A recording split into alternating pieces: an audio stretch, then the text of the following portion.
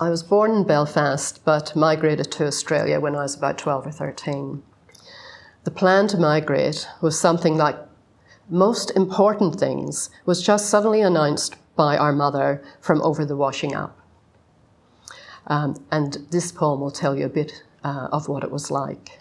The poem is published in Your Cryin, which looks like that, and came out in about 2004. And there are quite a few Irish connections in this particular collection. Departure. The day they told her, she raked her child eyes from house to house in the narrow street, stared ahead as she darted the words, the news at her friend, whose face became foreign with unmapped emotion.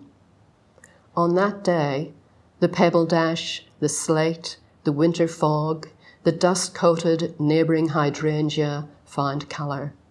The antipathy she had felt for that place, the disappointment in her location, faded. On the point of departure, she sought for the first time the intimacy of community and thin terraced homes, garden fences with fresh paint in shallow sun, the throat pink of a single rhododendron bush, ragged carnations spreading warmth to all the crannies of her known ground.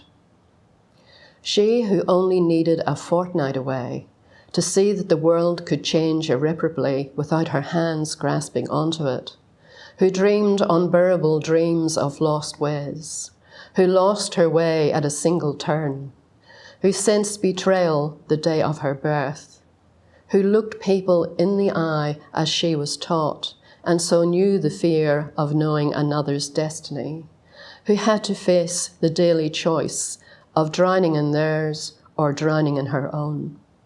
For the first time that day, she turned her back to the factories, the dark inlets, the heaving docks, the rising city streets, and drank in the mountains with their water music and myth, took note that the sun could set like a harp song in her ear, and in her way of knowing, knew in her next life she would be too soon in the forgetting of these bearings, too long in the recharting of these landmarks. And in the way of the 1960s, we were only away a couple of years.